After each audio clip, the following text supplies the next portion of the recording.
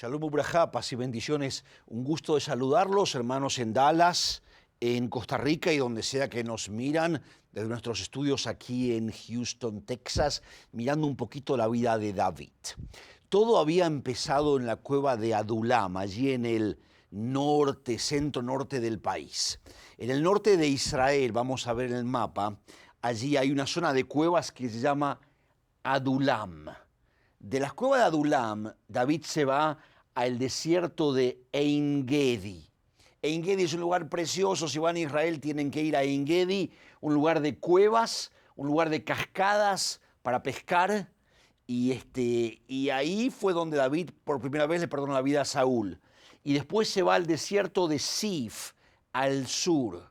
El desierto de Sif en el sur es un lugar donde tradicionalmente los cristianos han ido para orar y ayunar por siglos, porque aquí en el sur es donde Jesús se encontró cara a cara con Satanás.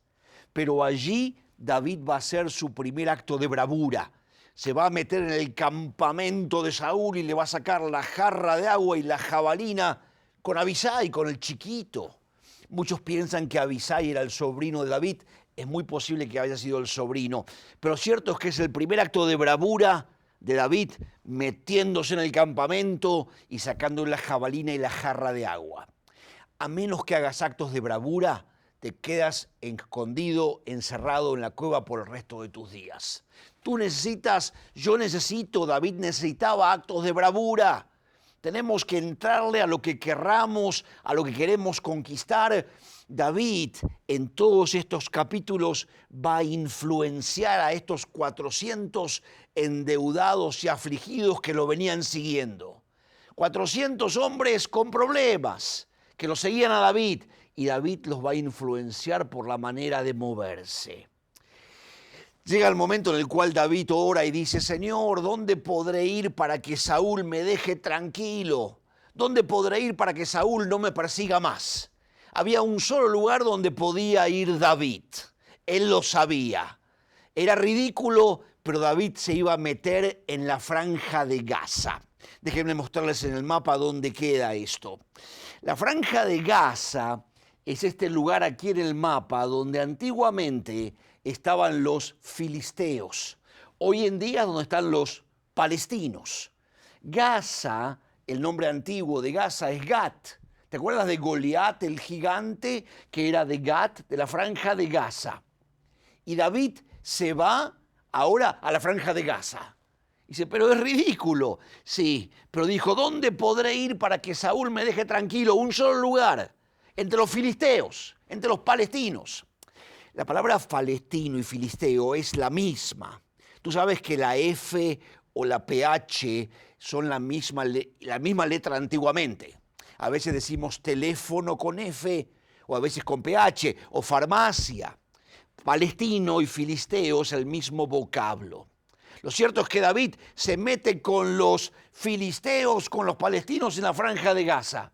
Y Aquish, el rey de los filisteos, pensó mejor tenerlo a David con nosotros que en contra nuestro. Y lo recibe muy bien.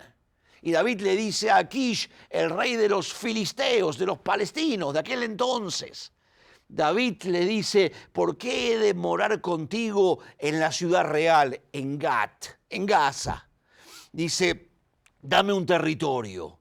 Y Aquish, David tenía tal gracia, aparentemente tal bondad, que Aquish le va a regalar a David, le va a dar un terreno aquí, justo al final de la franja de Gaza, casi entrando en el desierto del Sinaí.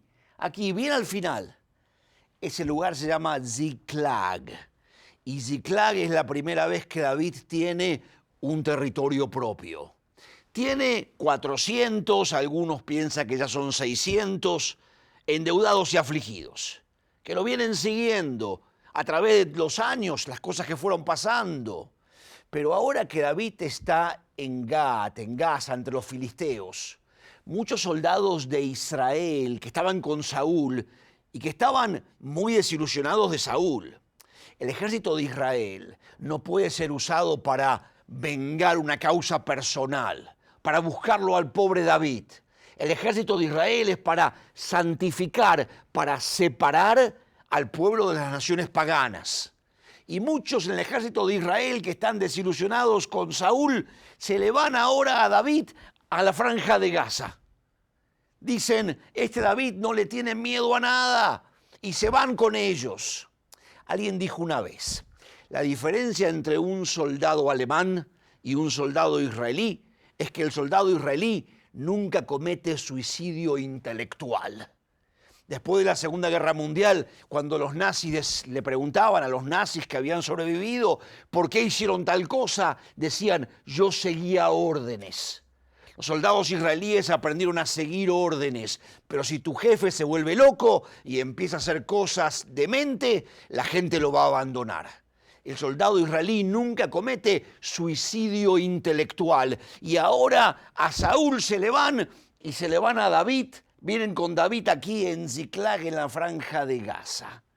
Dice el texto en las crónicas, que unos de Gat, de la tribu de Gat, que tenían cara como de león, se dejaban crecer. En el ejército de Israel todavía hay de estos hoy en día.